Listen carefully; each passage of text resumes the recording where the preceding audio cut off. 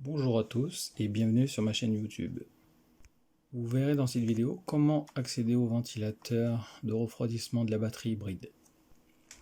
Vous aurez besoin de très peu d'outils, des chasse clips, un pinceau, un porte-douille, une douille de 10, de 12 et un petit tournevis plat. Après des recherches sur internet, je pense avoir trouvé cette pièce qui, je pense, filtrera mieux l'air et ralentira l'encrassement des ailettes du ventilateur pour le refroidissement de la batterie hybride. Cette pièce, je vous la présenterai à la fin de la vidéo et vous verrez, elle s'installe très simplement. Pour accéder au ventilateur, il faudra retirer quelques éléments. On va commencer par le couvre-bagages, le plancher du coffre, le bac de rangement au-dessus de la roue de secours et le cache au-dessus de la batterie 12 volts qui se trouve sur le côté droit. Rabattez les deux sièges arrière sous ce petit panneau derrière le siège arrière droit. Il y a un écrou de 10 qu'il faudra retirer, qui est signifié par la flèche rouge. Une fois l'écrou de 10 retiré, je peux retirer le panneau qui est retenu par 6 clips. En le soulevant, j'ai commencé par la droite, le milieu et la gauche. Comme vous pouvez voir, 2 clips sont restés dans leur logement. Par sécurité, j'ai retiré ce connecteur qui est aussi appelé service plug, qui apparemment a le rôle de disjoncteur pour la batterie hybride. Pour le retirer, attrapez l'anneau, faites-le glisser sur la gauche, puis tirez-le vers vous. Il faudra retirer ce cache en soulevant du côté droit et du côté gauche. Pour retirer le grand panneau droit, il faudra retirer cet élément en utilisant le petit tournevis plat, puis retirer les 3 écrous au niveau des flèches rouges. Commencez à tirer fermement sur le panneau au niveau de la flèche rouge pour pouvoir le déclipser entièrement jusqu'au niveau de la ceinture. Une fois le panneau déclipsé, déboîtez la ceinture du logement puis tirez le panneau vers l'arrière. Comme vous pouvez voir, le panneau latéral est fixé à de nombreux endroits. Pour déclipser cet élément, soulevez-le à cet endroit puis faites-le glisser vers l'avant du véhicule.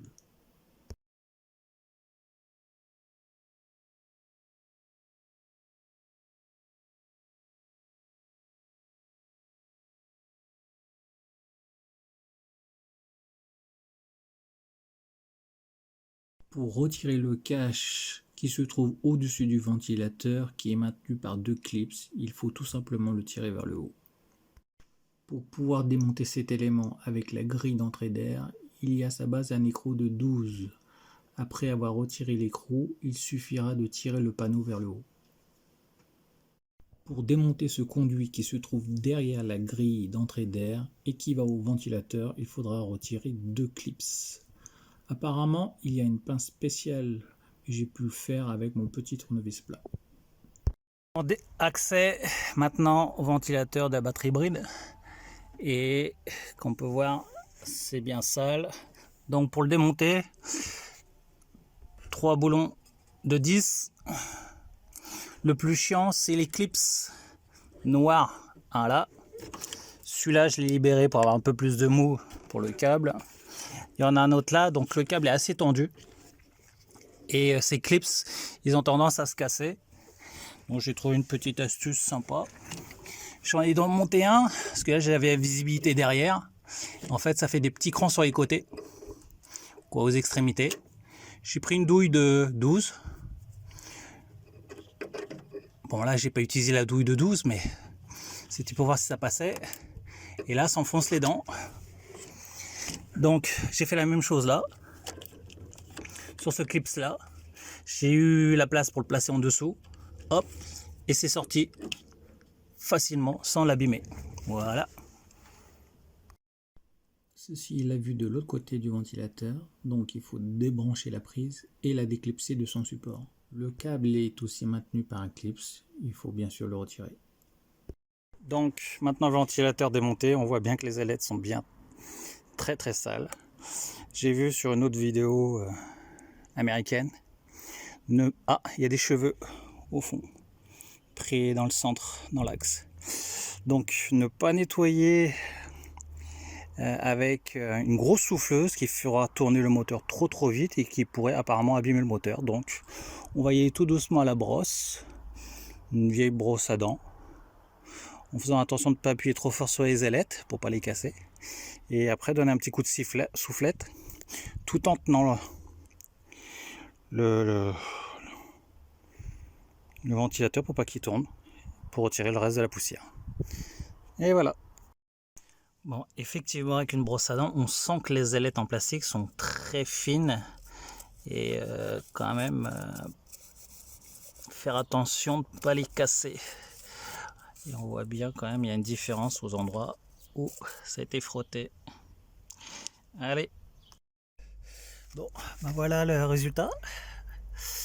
Une grande partie de la poussière a été récupérée. Au pinceau, pas la brosse à dents, les poils sont pas assez longs. Pinceau. Et voilà.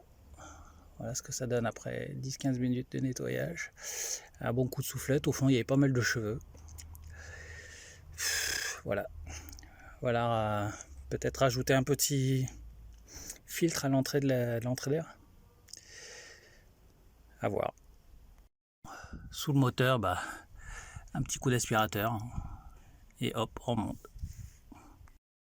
Ah, j'allais oublier. Ça, c'est juste après l'entrée d'air. Ça se trouve là.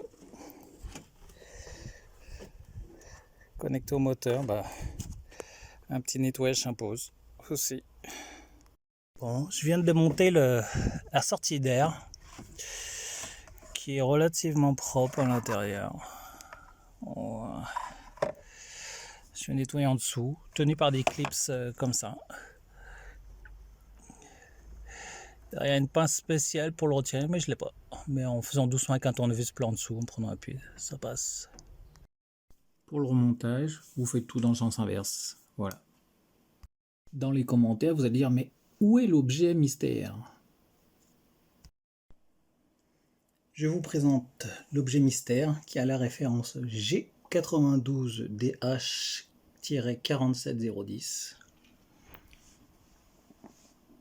C'est un cache en plastique avec des trous plus petits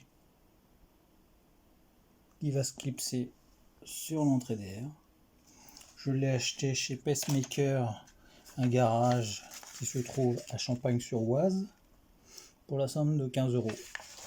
J'ai pu voir ce type d'article sur eBay pour 5 €, mais les frais de port étaient de 20 € ou plus, donc c'était plus cher. Et puis Garage Pacemaker sont super gentils, ils conseillent, ils sont bien occupés de ma voiture, l'installation d'une plaque anti-vol pour le catalyseur, et ça fait fonctionner un peu le commerce local. Donc allez-y, ils sont super sympas, super ouverts, à l'écoute, ils donnent de très bons conseils. Voilà, j'espère que cette vidéo vous aura plu. Pour revenir à ce petit cache, je trouve que les trous sont encore un petit peu trop gros. Donc si vous avez des suggestions, moi j'ai envie de trouver un petit filtre tissu quand même aéré pour laisser passer l'air, qui bloquera un peu plus la poussière. Voilà, donc dites-moi dans les commentaires si vous avez des idées. À bientôt.